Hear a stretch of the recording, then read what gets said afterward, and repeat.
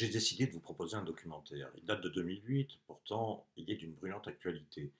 Il vous montre la façon dont les politiques ultralibérales qui ont été menées par tous les gouvernements de gauche comme de droite depuis plus de 20 ans aboutissent à la situation dans laquelle nous sommes, mise à mal des services publics en général et singulièrement des services de santé.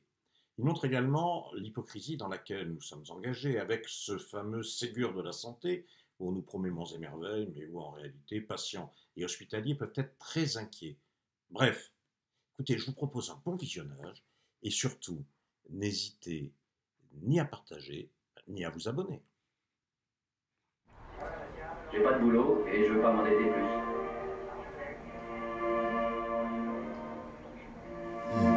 Je vous présente Adam. Il a eu un accident. Comme 50 millions d'Américains, il n'a pas d'assurance maladie. Lui, c'est Rick. Je sciais du bois et j'ai ripé sur un nœud. En 2007, le documentariste Michael Moore dénonce le système de santé qui existe aux États-Unis. Rick non plus n'a pas de couverture maladie. Alors l'hôpital lui a donné le choix. Faute de moyens, faute de prise en charge, plus de 50 millions d'Américains ne peuvent se soigner. Pour 12 000 $. Incorrigible romantique, Rick a choisi l'annulaire pour le prix imbattable de 12 000 $. Pour étayer sa démonstration, Michael Moore oppose le système américain au système français, sous l'œil surpris de Bruno Pascal Chevalier. Je pense que les États-Unis sont un grand pays. Les Américains sont formidables. Mais en tant que médecin d'abord, en tant que citoyen ensuite, et enfin en tant que patient, je suis très content de vivre en France. C'est le luxe ici. Si on est malade, on va à l'hôpital, on se fait soigner. Il n'est pas question de police d'assurance, mais de santé. C'est le principe de solidarité. Les plus riches paient pour les plus pauvres. On paie selon ses moyens et on reçoit selon ses besoins. Alors ce film qui a plus d'un an et demi, à travers ce film, Michael Moore est en train de démonter le système américain de santé. Et il présente d'une façon idyllique la santé en France. Sauf que la réalité aujourd'hui, c'est que le principe de 45 de solidarité, le principe de la sécurité sociale avec le pacte social est complètement remis en cause. Aujourd'hui, pour pouvoir se soigner, il faut vraiment avoir des moyens.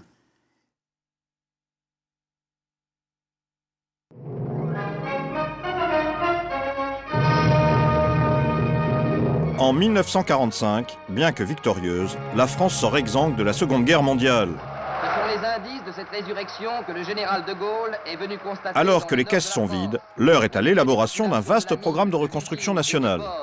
Au milieu du peuple du travail. Le général de Gaulle sillonne le pays, d'est en ouest, du nord au sud. Il vante le sens du sacrifice et de l'effort du peuple français. Il en appelle à l'union de la patrie retrouvée. En 1947, les premières grandes grèves d'après-guerre éclatent dans les ateliers des usines Renault, accélérant la mise en place du pacte social de 1945, élaboré par le Conseil national de la résistance. Nationalisation, retraite, travail, salaire et santé, avec la création de la sécurité sociale, se trouvent au cœur de l'effort de reconstruction nationale.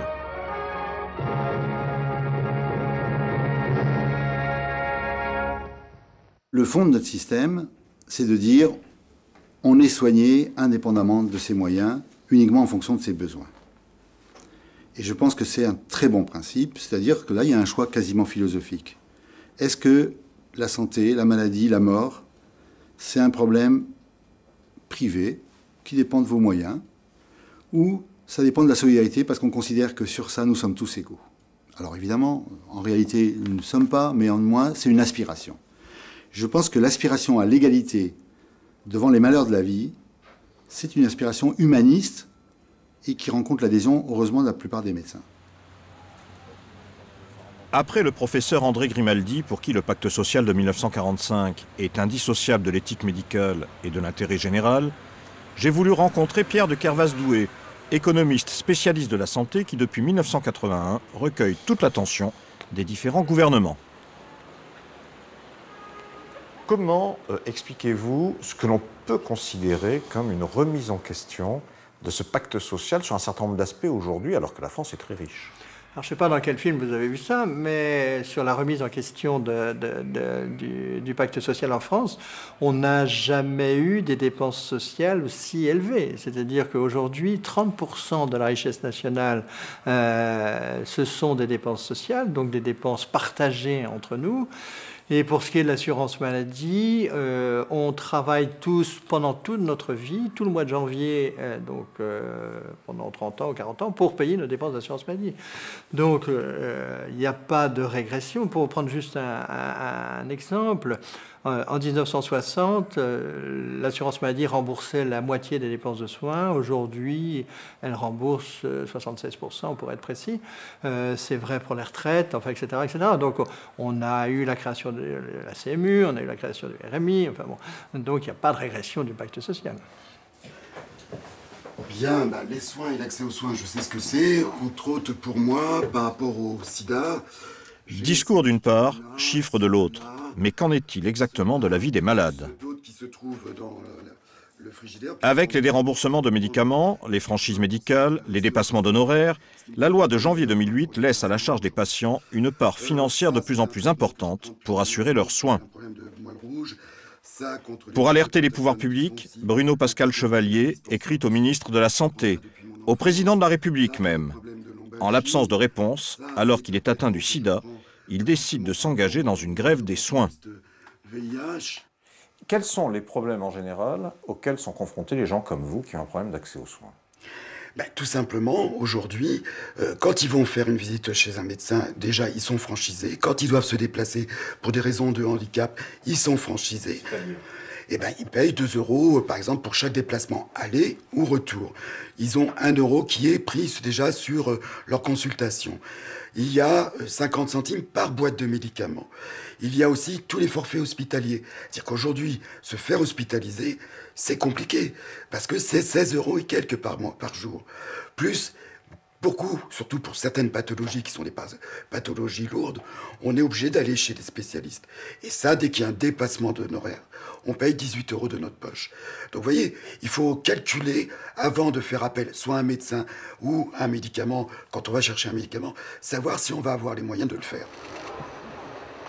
Bonjour, je suis Christian Lehmann, je suis médecin généraliste. Devant le ministère de la Santé, comme devant toutes les préfectures, ce jour-là, malades et médecins sont venus protester contre les franchises.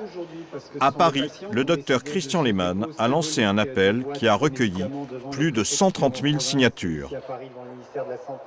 Lorsque vous voyez un patient faire la grève des soins, alors qu'il est atteint du sida, qu'est-ce que vous pensez? Il a raison. Je me battais contre les franchises depuis des mois, dans un certain silence. Les franchises passent le 1er janvier 2008, et un journaliste m'appelle en disant « Christian, est-ce que tu as vu, il y a un travailleur social atteint du sida qui fait la grève des soins. » Ça m'a fait mal, mais ça m'a pas surpris. Je comprenais très bien la réflexion politique de Bruno Pascal Chevalier qui disait « Je fais la grève des soins parce qu'autour de moi, je vois en tant que travailleur social dans mon CCAS des gens qui n'ont même pas le choix de faire la grève des soins, ils ne peuvent pas se payer les soins. » C'était sa manière d'alerter. La première chose que je lui ai dit quand je suis rentré en contact avec lui, « Je comprends ce que tu fais politiquement, médicalement, je ne peux pas le cautionner. » J'ai été entendu à la télévision, dans les médias, beaucoup mieux quand je déconstruisais ce qui se passait parce que Bruno Pascal faisait cette action. Mais il y avait beaucoup de gens qui nous appelaient, qui nous envoyaient des mails à lui ou à moi pour nous dire « je me lance moi aussi dans une grève des soins » et à chaque fois on les en a dissuadés en disant « il s'agit d'un moyen de faire entendre une révolte, il ne s'agit pas d'envoyer des gens au casse-pied ».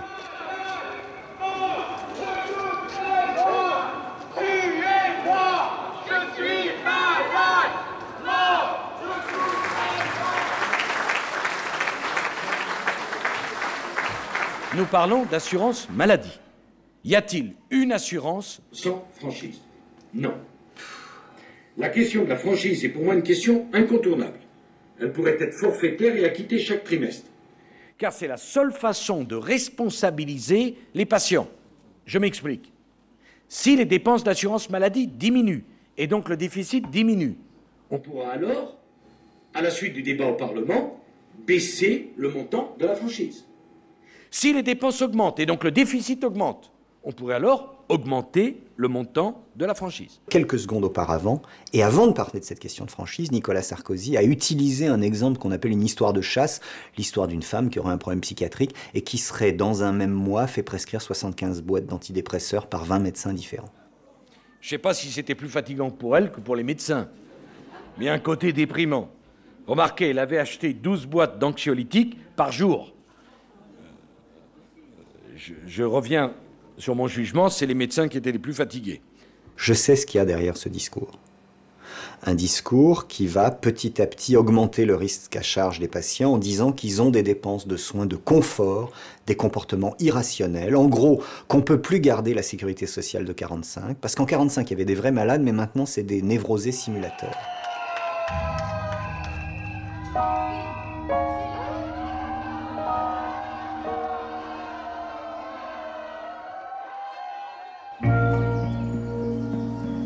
Muriel, aide à domicile, connaît la souffrance de la maladie au quotidien. Et c'est chez elle, à Nantes, qu'elle reçoit questions et plaintes de nombreux malades qui lui demandent conseils et assistance. Voilà, donc je vais vous lire un courrier que j'ai reçu d'une personne donc touchée par les problèmes du non-accès aux soins. Donc j'ai 77 ans, depuis 12 ans, je vis avec mon fils de 59 ans, handicapé moteur à 80%, dont l'état de santé nécessite beaucoup de soins. Je vous fais parvenir une photocopie de ses remboursements ainsi que son bulletin d'invalidité. Je suis veuve depuis 39 ans et ne dispose que de ma retraite. Je vous laisse le soin d'évaluer ce que cette loi nous inflige. Je ne veux pas que la franchise puisse coûter plus de 50 € à un assuré par an. 4 € par mois. Qui va oser me dire que, compte tenu du défi que représente pour la société Alzheimer, le cancer, les soins palliatifs, les besoins de la recherche, on ne peut pas mettre 4 € par mois? Les franchises médicales ne permettent de rien financer du tout, puisque ni la maladie d'Alzheimer, ni le cancer, puisque, comme vous le savez, l'assurance maladie rembourse des hôpitaux, rembourse des médicaments, rembourse des médecins, rembourse des infirmières, quelle que soit la maladie. Donc, il n'y a pas un compte spécial pour les cancéreux, il n'y a pas un compte spécial pour les cardiaques, il n'y a pas un compte spécial pour ceux qui ont, peu importe l'infection.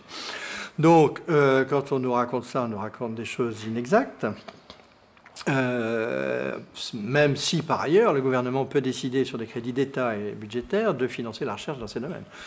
Mais ce qui est incroyable, c'est que ça passe, et c'est pourtant totalement faux.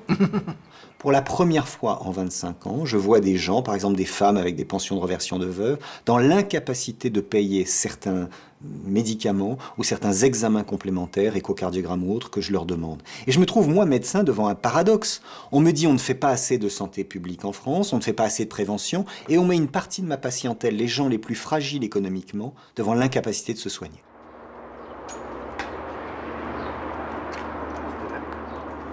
Janine et Bruno ont coulé des jours paisibles durant plus de 30 ans, jusqu'à ce que la sclérose en plaques à évolution très rapide se manifeste. Les prescriptions médicales et les ordonnances se multiplient pour atténuer parfois la douleur. Mais inexorablement, la maladie progresse. Janine, combien vous utilisez de médicaments, en gros, dans le mois, ou bien de façon régulière? Attends, il faut que je réfléchisse, là. Parce que... J'ai un point d'interrogation, il y en a tellement. Je crois que le plus simple, c'est que j'aille chercher le sac de 3 mois à peu près. Je vais chercher ce sac, c'est ce qu'elle a utilisé.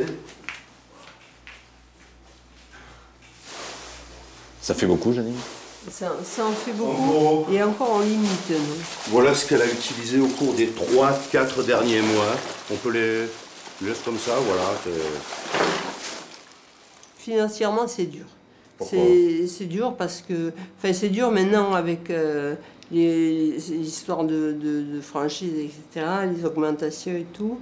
Et puis, il y a des médicaments que je suis obligée de prendre et qui ne sont pas remboursés. Et il n'y a pas de médicaments génériques qui remplacent. Donc je suis obligée de les prendre. Bruno, est-ce que vous êtes capable, vous, de chiffrer les coûts des soins non remboursés, en gros, cette difficulté dont parle Janine? J'ai chiffré ça à peu près entre 200 et 300 euros par mois, sachant que Janine vit avec l'AAH. C'est-à-dire? L'AAH, l'allocation adulte handicapé, qui est de 628,10 € par mois. Donc ça veut dire que la moitié de son allocation qui lui permet de vivre, voilà, c'est pour les déremboursements, c'est pour ce qui n'est plus remboursé. Exactement. Janine, déjà d'entrée, a en punition, parce qu'elle est malade, en frais fixes, déjà quasiment la moitié de son allocation adulte handicapé qui part en frais. Les franchises et les déremboursements n'empêchent pas les gens de payer. Donc la question est de savoir si c'est cliniquement, médicalement donc efficace, et la réponse est non. C'est-à-dire que les franchises consistent, au lieu de faire payer par l'assurance maladie, à faire payer soit directement par les gens, soit de faire payer par les mutuelles. Bon. Dans un cas, le financement est un financement à peu près équitable, c'est-à-dire que chacun paye selon son revenu. Dans l'autre, il est inéquitable puisque tout le monde paye la même chose, quel que soit le niveau de revenu. Donc la franchise et tout ce que vous avez évoqué, la franchise, c'est seulement un transfert entre l'assurance maladie et les mutuelles, un transfert de quelque chose qui est équitable à quelque chose qui est inéquitable. Donc je suis contre. Dans le cadre de son activité d'animateur social, Bruno Pascal Chevalier a mis en place un jardin ouvrier au milieu de HLM dans l'Essonne. Bonjour, ça va? Ça va et vous? T'as mon épée de manœuvre? Ces cultivateurs urbains qui survivent de leurs récoltes sont souvent des personnes humbles qui font partie de ces millions de travailleurs pauvres dont le nombre augmente régulièrement. Plus de 830 par jour en moyenne entre l'année 2007 et l'année 2008. Bruno Pascal Chevalier nous a alors présenté Janine, qui se trouve en première ligne face aux menaces de nouveaux déremboursements de médicaments. Qu'est-ce qui se passerait pour vous, madame, si en 2009, vous deviez payer vos médicaments pour le cancer? Ah bah je ne le prendrais pas, je ne pourrais pas. Ce serait pas possible, hein. Déjà là, déjà quand vous avez quelque chose, déjà vous attendez pour les remboursements, déjà depuis moi j'ai eu pas mal de choses que j'ai fait là, des radios ici et là. J'attends toujours d'être remboursée, ça va faire depuis le mois de mai. Et j'attends, et le kiné et tout, parce que j'ai eu des problèmes avec le dos, et j'attends toujours les remboursements. Ça, on dit, oh, bah, avec la carte, maintenant, ça va plus vite, il n'y a plus de feuilles de maladie. Ouais, bah, on attend quand même, je sais qu'ils sont en difficile, les pauvres, mais nous, moi aussi, je suis en difficile, hein, parce que j'ai pas grand-chose par mois, alors moi aussi, je suis en difficile. Vous avez travaillé, madame, dans votre vie? Bah oui, bien sûr. Qu'est-ce que vous faisiez? Bah moi, j'ai fait un peu de tout, mais le plus, j'ai élevé mes enfants, et puis je faisais les magasins, je nettoyais les magasins, et puis après, j'ai arrêté, j'ai élevé mes enfants, et puis j'ai fait le gardienne. Avec combien vous vivez par mois aujourd'hui? Aujourd'hui, bah, j'ai 617 €. Voilà, alors je paye mon loyer, mon électricité, mon assurance. J'ai l'assurance de la maison, il y a donc la mutuelle à payer. Est-ce que tu n'as pas la CMU? Hein? Ah non. Pas la CMU. Non, parce que comme ils m'ont recommandé, avant j'avais la CMU, mais comme petit à petit, maintenant, avant j'étais à 500 et quelques, maintenant petit à petit ça a augmenté. Alors, vous n'y avez plus droit? Voilà, non, non.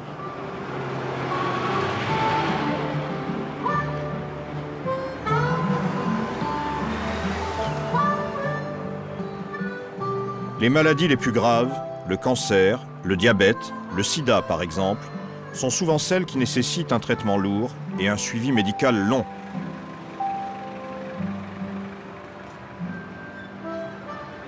Pour nombre de malades, les soins ne sont possibles que parce que la solidarité nationale permet leur prise en charge à 100%. À Orléans, quelques-uns prennent la direction de la caisse primaire d'assurance maladie, dans une démonstration qui se veut symbolique. Voilà la sécurité, l'hôpital, les services publics. La carte, la mort de notre système de santé. Au niveau sonore, Vous êtes venu ici sur la question des franchises médicales? Oui, sur la question des franchises médicales, des participations forfaitaires aussi, puisque tout ça, ça se cumule, c'est 50 € plus 50 €. Et quand on voit les chiffres s'additionner, on arrive vraiment à des situations qui sont difficiles. Vous y êtes confronté vous-même? Oui. Alors moi, j'ai à la fois la chance d'être pris à 100%. Qu'est-ce que vous avez comme maladie? Un problème de cœur, en fait, un problème d'infarctus. Donc j'ai des médicaments tous les jours et des visites chez le médecin. Et je pensais en fait être à l'abri de ça. mais j'ai vu mon compteur, en quelque sorte, à la Sécu s'alimenter de manière négative. C'est-à-dire que cette franchise, vous ne les payez pas parce que vous êtes à 100%, c'est voilà, ça? Absolument. Mais on les compte quand même. Moins 50 centimes par boîte de médicaments, moins 1 euro par visite chez le médecin. Et là, il y a quelques jours, j'avais fait mon total sur les feuilles de Sécu, j'étais à moins 27,50 €. Et je suis allé chez le dentiste parce que voilà, ça arrive à tout le monde. Et là, je n'ai pas du tout de remboursement du dentiste parce qu'en fait, on a prélevé sur mon remboursement de dentiste les franchises médicales que j'aurais dû payer. Ça veut dire de façon détournée, ça veut dire qu'on vous enlève votre 100%. Absolument, tout à fait. De façon détournée, on l'enlève. Et je connais une personne qui était en arrêt maladie et on lui a retiré ses franchises médicales sur son indemnité journalière. Ce qui n'était pas annoncé non plus, et du coup ça met évidemment les gens un petit peu en colère, quoi. Dans l'actualité ce soir, tempête politique autour d'un nouveau plan de redressement de l'assurance maladie. Les patients qui souffrent d'une affection de longue durée pourraient être moins bien remboursés. Pour réduire son déficit, l'assurance maladie souhaite faire des économies sur les traitements des affections de longue durée, cancer, diabète. Ce régime concerne 8 millions de personnes qui ne seraient plus remboursées à 100% pour certains médicaments. L'idée a provoqué une avalanche de critiques. Explication d'abord, Cyril. Alexandre, vous avez fait le plein du mois, là? Oui, j'ai acheté tous mes médicaments pour le mois. Vous êtes remboursé à 100% pour le moment? Je suis remboursé à 100%, là ça fait à peu près 400 €, oui. Et il y a tout mon traitement vital. Moins les franchises? Moins les franchises, effectivement, c'est 96%, on va dire, ouais. Et j'ai appris ce matin qu'il y avait une remise en cause du 100% pour des maladies de longue durée comme le sida, le cancer et le diabète. Et le diabète, c'est le diabète de type 2 peut-être, mais qui nécessite aussi certainement beaucoup de contrôle, beaucoup de médicaments. Donc moi je peux payer, je ne sais pas ce que ça donnera pour moi, vous me voyez comme je suis, hein, je suis bien traité. Si j'ai cette pression financière supplémentaire, je n'ose même pas imaginer des gens qui sont vieux, malades, avec une petite retraite et qui devront sortir de la pharmacie avec 65% de charges en plus. Il y a un débat économique qui est toujours le même, c'est-à-dire si on rembourse moins, donc l'autre partie va être payée directement par les gens ou par leur assurance complémentaire. Et comme toujours, on passe d'un système de financement socialisé équitable à un système de financement qui n'est pas socialisé et qui est plus ou moins équitable ou plus inéquitable. Et ça n'économise globalement rien pour les gens. C'est-à-dire que quand vous avez un diabète et que vous avez des complications oculaires, eh bien vous vous faites soigner. On va voir aussi que la polémique a rebondi à l'Assemblée nationale. Thierry Curtet, Mathieu Drejou. Cette idée de déremboursement fait l'unanimité contre elle. Dans l'hémicycle d'abord, c'est un député de la majorité qui s'inquiète. La ministre de la Santé n'aborde dans sa réponse que des aspects comptables. Ce qui menace l'assurance maladie et ce qui menace les assurés sociaux, c'est le déficit. Si on est dans un système solidaire, on ne met pas une taxe sur la maladie. Les malades n'y sont pour rien. Hein, on ne va pas les responsabiliser. C'est pas mettre une taxe sur l'essence pour réguler la consommation de carburant en France. Hein, quand on veut responsabiliser les gens, on met une taxe, mais les malades, ils n'ont pas le choix. Hein, donc quand j'entends dire je vais responsabiliser les malades en mettant une taxe sur les médicaments, hein, c'est pour m'inciter à consommer moins d'insuline. Moi, j'ai pas le choix. Moi, j'ai pas le choix. Je suis obligé de m'injecter cette insuline, sinon je meurs.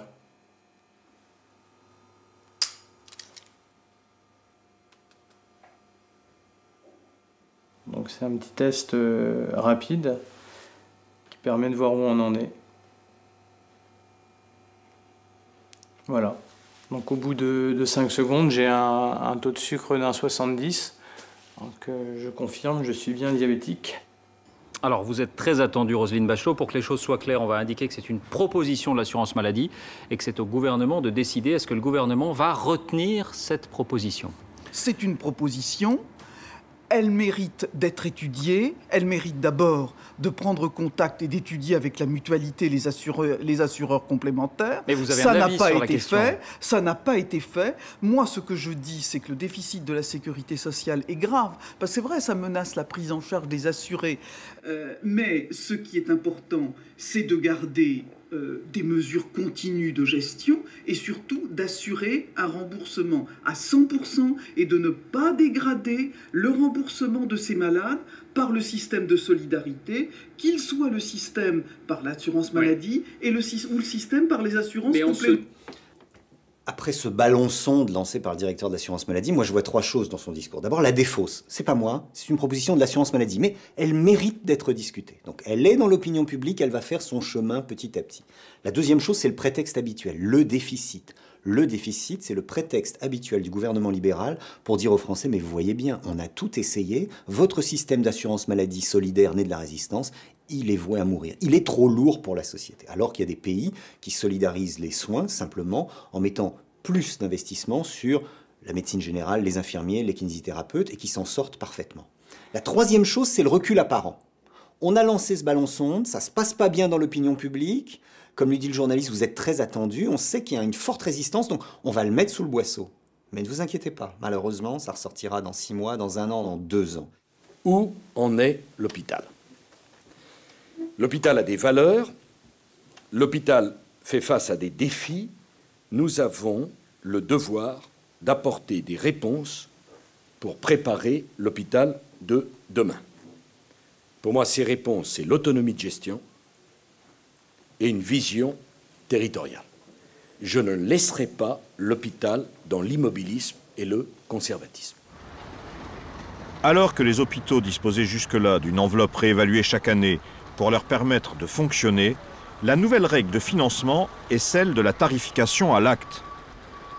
Ce nouveau système est complexe, il dépend de la maladie, des soins, du séjour hospitalier et de divers facteurs pour fixer les ressources de l'hôpital. Nom de code, la T2A. Comme vous le savez, les hôpitaux étaient payés à la journée. Bon. Les hôpitaux et les cliniques, d'ailleurs, étaient payés à la journée. Mais de payer une institution à la journée consiste à reconnaître que ce qu'elle fait, c'est les journées, on est d'accord. Bon. Autrement dit, que la médecine est inefficace. Puisque plus vous payez un hôpital, plus vous restez longtemps dans un lit, mieux l'hôpital est payé. Bon. Alors, il y a longtemps que cette remarque m'a frappé. Et moi, j'ai travaillé aux États-Unis et en France sur ces sujets-là, et je suis à l'origine de cette réforme, que quand quelqu'un se fait opérer de la cataracte, son problème n'est pas de rester dans un lit, c'est de voir mieux après qu'avant. Je crois que tout le monde en conviendra assez facilement. Donc l'idée qu'il y a derrière la tarification à l'activité, c'est d'abord une idée qui est comment mesure-t-on l'activité d'un hôpital et d'une clinique?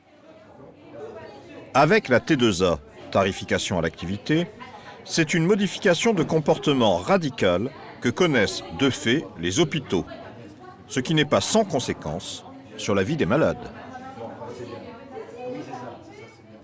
Il y a partout un souci de faire sortir plus vite les malades.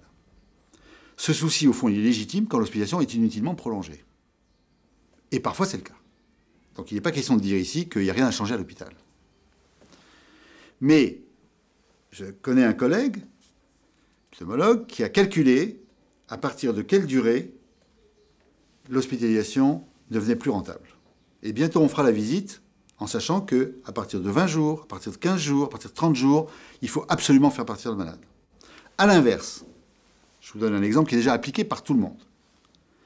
La T2A a dit l'hospitalisation pour une nuit, c'est pas rentable. Tout le monde est passé à 2 nuits pour pouvoir être rentable. De même, 2 hospitalisations, c'est plus rentable qu'une seule hospitalisation. Alors vous savez que les malades cancéreux, on leur met souvent ce qu'on appelle un porte-à-4, c'est un cathéter qui permet de faire la chimiothérapie. Avant, on faisait ça dans la même hospitalisation. Maintenant, partout, à la demande des directeurs d'hôpitaux, mais aussi les médecins qui veulent sauver leur hôpital, on fait sortir le malade et on le fait revenir pour mettre le porte-à-4, ça fait 2 hospitalisations au lieu d'1.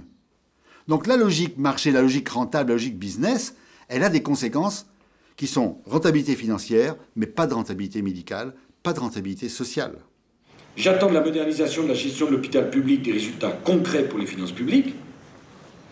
Ces mesures doivent permettre aux hôpitaux d'être tous à l'équilibre d'exploitation d'ici 2012.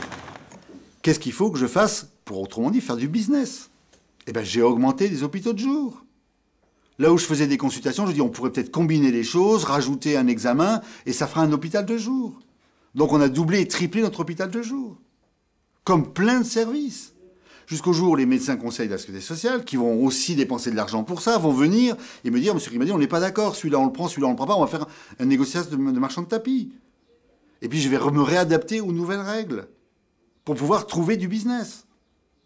Parce que on n'a pas une idée que la rentabilité financière et la rentabilité médicale et sociale, ça peut coïncider lorsqu'on vous fait une intervention unique, je sais pas, une prothèse de hanche. Vous souhaitez que ce soit dans un délai court, parfait, la rentabilité financière et médicale de bonne qualité, tout ça va ensemble. Mais dans la prise en charge du malade chronique, les choses peuvent être complètement différentes. Moi, quand j'évite un infarctus, je suis rentable médicalement, socialement, mais pas financièrement. Quand j'évite une amputation, quand je vais garder un malade un temps suffisant pour qu'on puisse ne pas l'amputer, je ne suis pas rentable financièrement. J'aurais bien mieux fait de faire une opération d'amputation. La révolte des poussettes, symbole de la douleur après la douceur, celle de naître à Clamecy, disent les Vendrois. Les réformes hospitalières basées sur la volonté de rentabiliser l'hôpital ont conduit à la fermeture ici ou là de plusieurs services. À Clamecy en Bourgogne, c'est la maternité qui a d'abord été visée, suscitant une forte mobilisation d'une population qui s'est sentie ramenée au rang de citoyens de seconde zone. Si aujourd'hui Valérie connaît la joie de l'accouchement réussi, l'évocation de la délivrance ne peut lui faire oublier que son bébé est arrivé alors que le service de maternité venait d'être supprimé. Quel âge il a votre bébé, Valérie? Il a 2 mois, il est né le 17 avril 2008 aux urgences à Clamecy, suite à la fermeture de la maternité. Quel souvenir vous avez, vous, de votre accouchement? Qu'est-ce qu'on vous en a dit? Ce qu'on m'en a dit, parce que c'est vrai que moi, dans l'action, je ne me souviens pas réellement de tout ce qui a pu se passer. Ce qu'on m'en a dit, c'est que le personnel a été très, très professionnel. Mais voilà, quoi, ils n'avaient pas les qualifications pour un accouchement. Ils ne savaient pas s'ils avaient le matériel nécessaire pour accueillir un enfant en plus prématuré. Il n'y avait rien. Ici, la seule chose, ils étaient en relation avec un gynécologue de Nevers. Par téléphone. Voilà. Avec la maternité, c'est le cœur de l'activité hospitalière qui, à Clamecy, a été fermé. Alors, ici, au rez-de-chaussée du bâtiment, vous avez le bloc chirurgical qui est à côté du service des urgences. Qu'est-ce qui s'est passé au bloc? Alors, le bloc, c'était un bloc chirurgical lambda qui accueillait les patients 24 heures sur 24, 7 jours sur 7. Il a été décidé au 1er avril dernier de le fermer après 16 heures. Donc, il n'y a plus possibilité d'avoir d'intervention chirurgicale de 16 heures jusqu'au lendemain matin, 8 heures et les week-ends. Cela ne répond pas du tout à la demande de la population, ni à notre principe en tant que médecin, puisque lorsqu'il y a une urgence vitale qui arrive, on ne peut plus l'assurer. On va faire le diagnostic, on ne pourra pas rentrer au bloc opératoire. Et l'éloignement d'Auxerre ou de Nevers va entraîner une perte de chance pour cette population, et on ne peut pas accepter ce fait accompli. Depuis qu'ils ont fermé le bloc opératoire le soir et les week-ends, nous sommes, en cas d'accidenté de la route, nous sommes dans l'obligation de transférer les patients à au moins 45 km pour qu'ils soient pris en charge. C'est-à-dire qu'en fait, si l'intervention est une urgence vitale, le malade subit une perte de chance. Ça pose un réel souci. Ici, au premier étage, vous avez l'ancienne maternité, qui est donc maintenant un centre périnatal de proximité et qui est à côté du service d'hospitalisation de chirurgie. Dis-moi, madame, qu'est-ce que vous pensez de la fermeture de la maternité ici? C'est embêtant, parce que là, je suis en début de grossesse et c'est prévu pour 28 décembre. Alors, si je suis bloquée chez moi par la neige, je vais être bien en... Vous aviez déjà accouché bien ici? embêtée, oui. Et alors? C'est bien, c'est pas trop loin de chez moi et puis c'est convivial, c'est gentil. C'est pas trop nombreux, c'est très bien. Oui.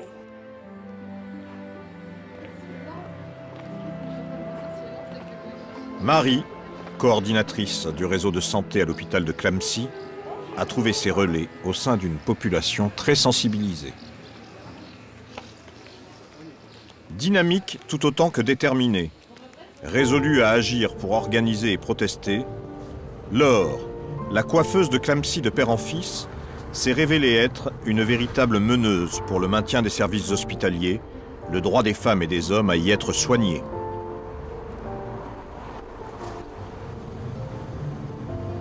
Laure sillonne les routes, se rend dans les coins les plus retranchés pour ramener à la cause hospitalière les citoyens les plus éloignés.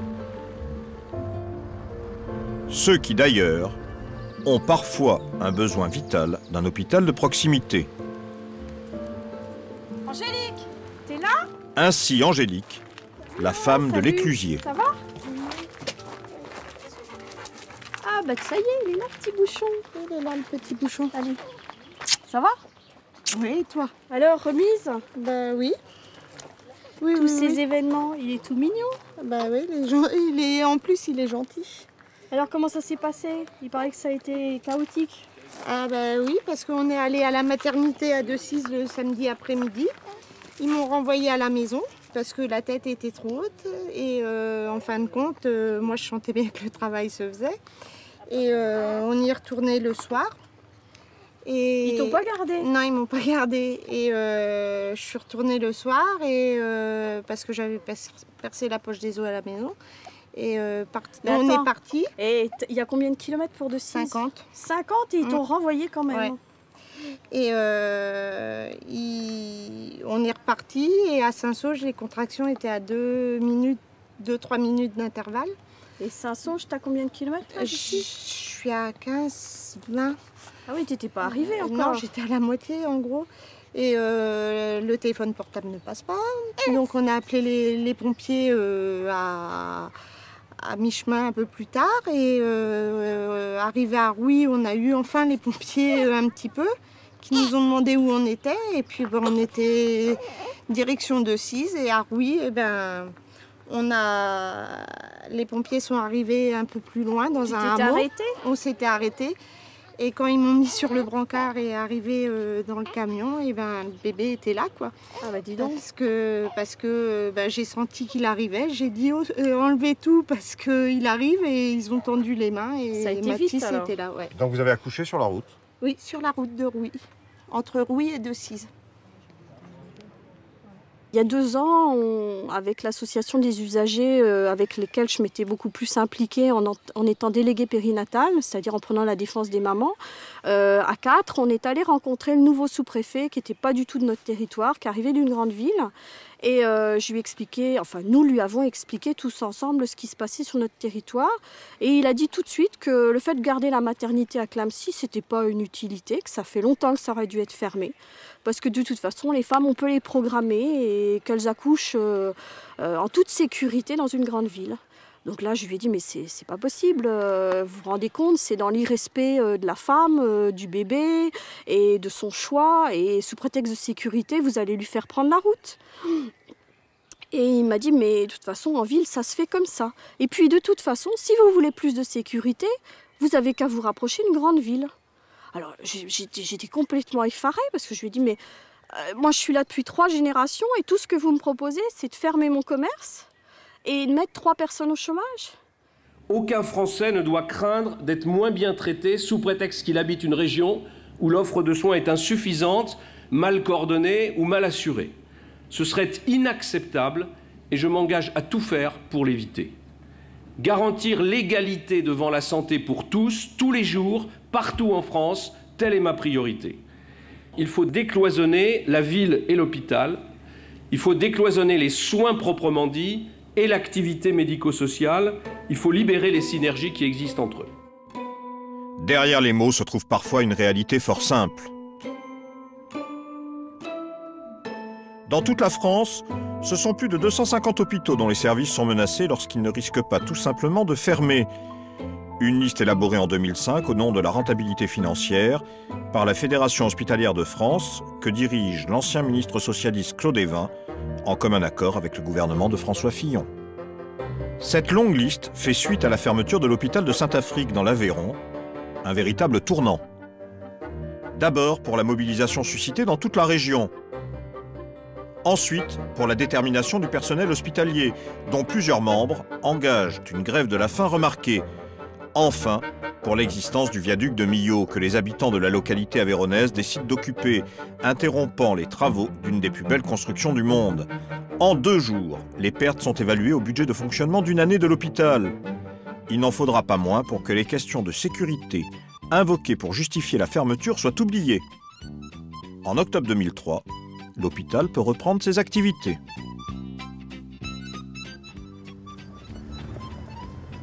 La réouverture de l'hôpital de Saint-Affrique, donnant des idées aux centaines de communes concernées, une coordination se met en place.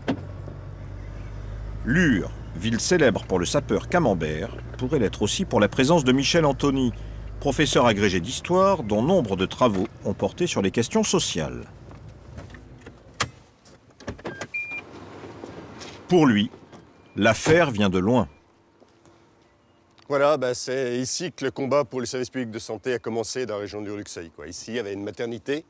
On est en 81-82, la gauche vient de prendre le pouvoir, Mitterrand, donc chef de l'État, un ministre communiste, Jacques Ralit, à la santé. Et pourtant, on nous ferme la maternité. C'était un choc, quoi. De la droite la plus dure, on aurait pensé que ça ne posait pas de problème. Mais de la gauche, les militants ici sont bouleversés. En 1981-82, le débat fait rage au sein du gouvernement d'union de la gauche. C'est l'orientation d'ouverture européenne au marché financier défendue par Jacques Delors et Pierre Mauroy qui l'emporte. La santé n'a pas de prix, elle a un coût, dira un peu plus tard Georgina Dufoy. Et on obtient un sursis de 15 ans. 15 ans, donc c'était 82, mais au bout de ces 15 ans, dans les années 90, rebelote, la restructuration se prolonge et on perd la chirurgie, on perd la maternité qui est transférée sur Luxeuil. Et puis, ça ne s'arrête pas là. En 99, un plan de restructuration. Cette fois, tous les derniers services importants, cardiologie, chirurgie qui restaient, le dernier plateau technique sont supprimés. Et surtout, venez voir, le pire pour nous, c'était les urgences. On a eu là des combats hyper durs en 99, mais surtout en 2003-2004. C'est bien les urgences qui sont là, elles portent même plus ce nom. On a gardé un petit service de jour qui satisfait quand même les populations locales, mais c'est insuffisant. L'hôpital, aujourd'hui, c'est une peau de chagrin. Certains hôpitaux de proximité, destinés à être fermés, vont alors se voir attribuer une mission imprévue. Une société qui ne respecte pas ces personnes âgées, qui les éloigne, qui les cache, qui leur dénie le droit de vivre, d'être heureuse, c'est une société qui se renie. C'est un objectif de civilisation. Alors mon objectif est de veiller à ce que tous nos territoires soient préparés à faire face à cette question et qu'ils puissent garantir à chacun le libre choix entre le maintien à domicile et l'hébergement en maison de retraite. Il faudra donc faire en sorte qu'il existe sur tout le territoire les structures suffisantes pour prendre en charge les personnes en perte d'autonomie de manière égale et humaine. Alors, il y a un argument qui est de dire les hôpitaux de proximité, on les humanise précisément en les transformant en maisons d'accueil pour les personnes âgées. Qu'est-ce que vous en pensez? Alors là, c'est le non-sens, à mon avis, le plus absolu. Qu'est-ce qu'on essaye de proposer? On dit il y a un problème de personnes âgées. Personne ne le conteste, on est tous d'accord là-dessus. Il n'y a pas assez de lits, il n'y a pas assez de prise en charge des personnes âgées. Sur les 100 000 lits d'hôpitaux qu'on a supprimés, pourquoi on ne les a pas mis aux personnes âgées avant, si c'était aussi crucial? Donc là, on pourrait leur dire pourquoi vous n'avez pas fait ça, puisqu'aujourd'hui vous le remettez en avant. Mais ce qui est plus grave, c'est qu'on se dit on va mettre les personnes âgées dans les hôpitaux qu'on a démembrés. Donc, prenons le cas d'un hôpital local. Il a perdu sa chirurgie, il a perdu sa cardiologie. Les urgences sont fermées la nuit. Il n'y a plus de radiologie parfois. On va dire on va en faire un centre de personnes âgées. Les personnes âgées, tout le monde le sait aujourd'hui, c'est une des raisons du trou de la Sécu, c'est parmi ceux qui coûtent le plus cher, qui ont le plus de besoins sanitaires. Donc ça veut dire quoi? Ça veut dire que non seulement les personnes âgées, on les met à un endroit, quand ils ont des problèmes, il va falloir les déplacer pour aller les faire soigner dans l'hôpital qui a regroupé ces services. Quand ils sont soignés, on va les ramener à l'hôpital où ils sont hébergés. Donc on multiplie les transferts pour des personnes fragiles. C'est imbécile. Et c'est d'autant plus imbécile que ces gens déstabilisés, avec moindre résistance par rapport à une santé qui est défaillante avec l'âge, sont coupés de leurs proches.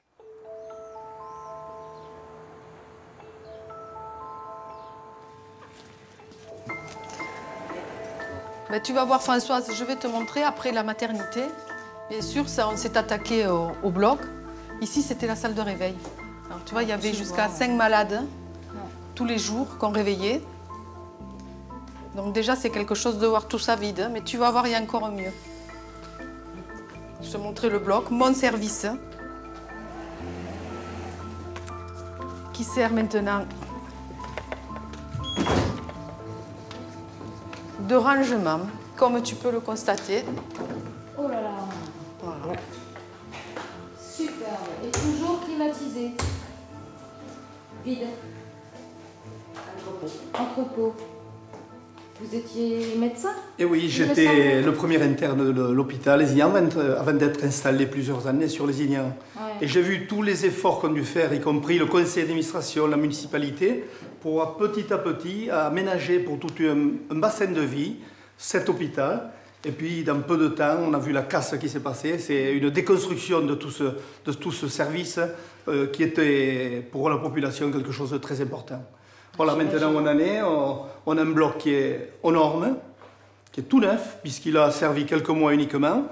Et puis, par la volonté du ministère, puis de l'ARH, la fermeture s'est faite instantanément. Après les manifestations, les délégations, les interpellations, les élus du pays Corbière-Minervois ont décidé d'en appeler à la population. Vous êtes ici dans la salle du conseil municipal de la ville de Lézignan, où s'est déroulé le référendum d'initiative locale pour le maintien des urgences et le maintien de l'hôpital, le service de la chirurgie, donc les services de santé en général sur notre territoire. Donc on a donc procédé très rapidement, parce qu'il a fallu être très réactif à l'organisation de cette élection. C'est ici que ça s'est déroulé. Nous avons donc convoqué les électeurs, nous avons envoyé la propagande, nous avons tenu les bureaux de vote et donc envoyé les PV à la sous-préfecture. Nous ne pensions pas avoir autant de monde. Ça a été extraordinaire puisque les gens ont répondu présent pour montrer leur attachement au service hospitalier. Il ne faut pas oublier que si on perd un jour l'hôpital, on risque de perdre l'école, etc. Et dans quelques années, on va avoir un village sans aucune structure. Monsieur de Carvaz-Doué, est-ce que de votre point de vue, une région peut vivre sans service public ou alors avec vraiment le strict minimum? Non, une région ne peut pas vivre sans service public, on ne peut pas vivre sans service public, on ne peut pas vivre sans loi. Et la réglementation actuelle montre que tout ça nous conduit au drame. Et moi, je suis par exemple un farouche adversaire de la privatisation de la Poste. Je suis un adversaire de la privatisation de l'énergie et je pense que les services publics, pour des tas de raisons, doivent exister, à commencer par le service public de la santé. Pardon? Allez-y.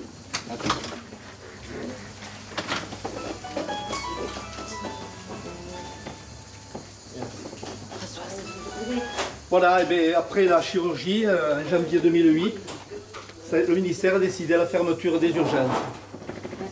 Voilà, on en est aujourd'hui dans un service qui est vide, inoccupé. Ben, comme vous voyez, avec tout ce qu'on vient de voir là, fermeture de la maternité, fermeture de la chirurgie, fermeture des urgences. Je suis un Lézignanais. Un Lézignanais qui a de père en fils et qui connaît ça comme ma poche. Et donc, par conséquent, à partir de là, se pose une seule question. Une seule question. Lézignan avait 8000 habitants, avait un hôpital qui assurait cette fonction de A jusqu'à Z, comme on vient de le voir. Ça a disparu. Or, Lézignan, aujourd'hui, non plus 8000 habitants comme à l'époque, mais il y en a 10 000. En plus, on a fait dans la communauté de communes ce qu'on appelle le Corbière-Minervois, qui comprend une population de 40 000 habitants. Et aujourd'hui, on nous dit que tout ça, ça ne peut pas exister. Alors, ils ont fait un choix. Un choix, ce qu'on appelle, nous, la bourse ou la vie. Ils ont choisi la bourse au lieu de choisir la vie. Le contrat de service public, c'est un mode de reconnaissance du rôle et de la place des cliniques privées sur le territoire. La France n'est pas une page blanche. On ne va quand même pas, nous, le gouvernement, réfléchir à l'organisation de l'offre de soins sur tout le territoire en ignorant l'offre de soins privée. Enfin, imaginez le ridicule d'une telle approche, qui serait parfaitement idéologique. Certaines des cliniques privées ont développé des urgences, des actes techniques lourds, des actions de santé publique. Il s'agit de les reconnaître et de stabiliser une offre de services publics partagée. La santé fait partie des services et est considérée par les institutions internationales comme devant être mis en concurrence et privatisé. Il y a une volonté mondiale de privatiser les systèmes de santé. Alors les pays qui ont résisté sont des vieux pays, comme le nôtre, avec quand même un État et des traditions. Les pays les moins développés, aux États faibles, n'ont pas résisté. Et la réponse en termes de santé est catastrophique. Je connais des gens qui travaillent au Mali, qui ont suivi ce système de privatisation du système de santé. Et il me disait, le diabète insulino-dépendant au Mali, on a réglé le problème. Je lui disais, comment vous avez fait? Ils sont tous morts. Vous pouvez vous soigner avec des diabétologues privés, en clinique privée. Mais il n'y a plus de responsabilité de l'État pour gérer la santé de la population. Alors, ce modèle est catastrophique dans les pays sous-développés. Il n'est pas bon pour les pays développés qu'ont fait les USA. Il est incompréhensible que la France le suive sous prétexte qu'on doit faire comme les autres. À la Fédération française des sociétés d'assurance, qui regroupe plus de 400 compagnies, dont les plus importantes, Gérard de la Martinière est un homme d'expérience. Derrière votre bureau, il y a également une partie de votre expérience professionnelle? Alors ça, c'est l'époque de la bourse, fin des années 80, quand je dirigeais la Société des bourses françaises, avec ces caricatures de Daumier, qui sont vraiment délicieuses. Et puis cet appareil qui est un téléscripteur, qui transmettait les cours de bourse à la presse de l'époque. Donc, pour résumer, ministère des Finances, la Bourse, AXA et la Fédération française des assurances. Exact. Monsieur de la Martinière, dans le domaine de la santé, il existe les hôpitaux et les cliniques. Il s'avère qu'il y a investissement de sommes importantes, de fonds de pension, étrangers notamment, dans le domaine des cliniques privées. Qu'est-ce que vous en pensez? Quelle est la situation? On voit effectivement se développer un investissement souvent d'origine étrangère, de grands investisseurs institutionnels comme les fonds de pension, qui prennent des participations ou achètent complètement des cliniques, des hôpitaux privés comme placement. C'est-à-dire en considérant que c'est une activité qui va se développer rapidement dans les années qui viennent et qui sera donc génératrice d'une rentabilité d'investissement attractive, et ça vient prendre place donc dans tout ce qui est, je dirais, financement d'activités ou financement d'infrastructures promises à des développements importants. C'est-à-dire qu'ils considèrent que c'est rémunérateur pour leurs actionnaires. Tout à fait. Le grand danger des fonds de pension, c'est que ce ne sont pas des capitalistes stables. Le problème, ce n'est pas qu'ils soient des capitalistes. C'est que ce ne sont pas des capitalistes stables, et on voit la catastrophe de cette instabilité en ce moment avec la crise des subprimes, c'est qu'ils sont là pour acheter et pour vendre. Donc, et quelquefois, à des prix pour les malades et pour le personnel de ces établissements, qui est un prix très élevé. Donc le problème, à mon avis, ne sont pas les fonds de pension, c'est l'instabilité des fonds de pension, et surtout, vous savez, les mécanismes des LBO, qui permettaient aux gens de racheter des cliniques et puis 3 ans après de les revendre. Donc moi, je pense qu'on peut se féliciter d'avoir un système privé en France, mais qu'il faudrait que les actionnaires soient stables.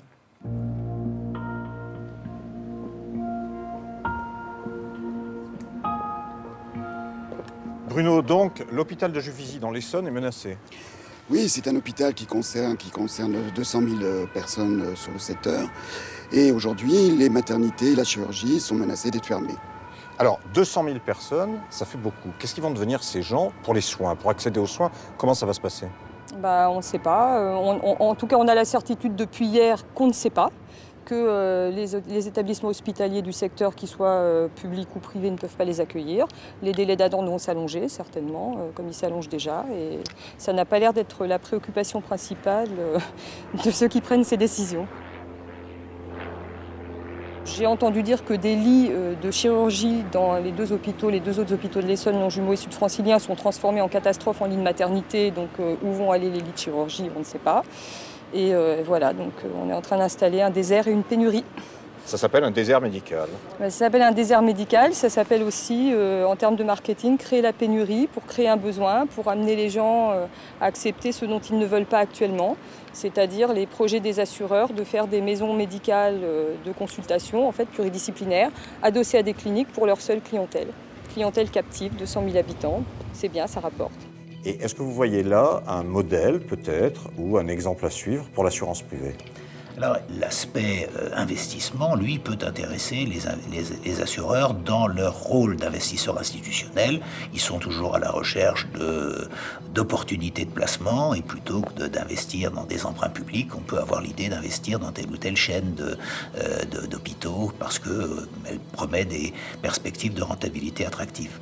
Est-ce que vous avez, dans les temps qui viennent, des projections? Est-ce que vous avez des études qui permettent de dire la masse financière que vous allez pouvoir gérer dans le domaine de la santé?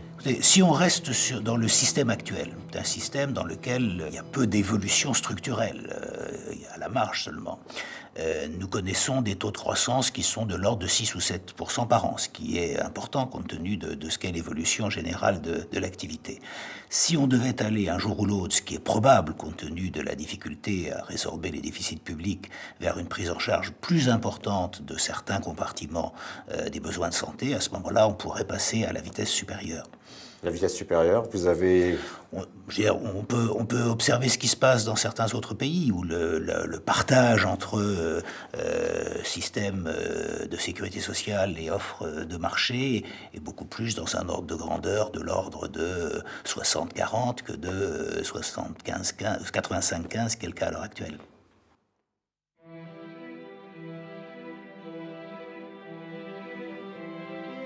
Ainsi, les principes de solidarité qui fondent la sécurité sociale créée au lendemain de la Seconde Guerre mondiale, quand il n'y avait plus un sou dans les caisses, risqueraient aujourd'hui d'être remis en cause.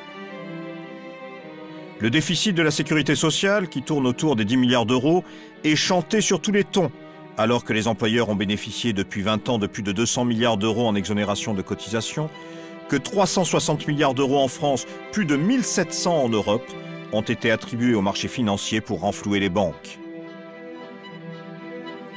En réalité, la sécurité sociale et l'accès aux soins pour tous devraient être l'expression d'une volonté politique qui concerne au premier titre pauvres et classes moyennes. Derrière ces questions, derrière les choix, derrière les chiffres, se trouvent en effet des visages, ceux des malades toujours plus nombreux qui ne savent s'ils pourront encore demain accéder aux soins.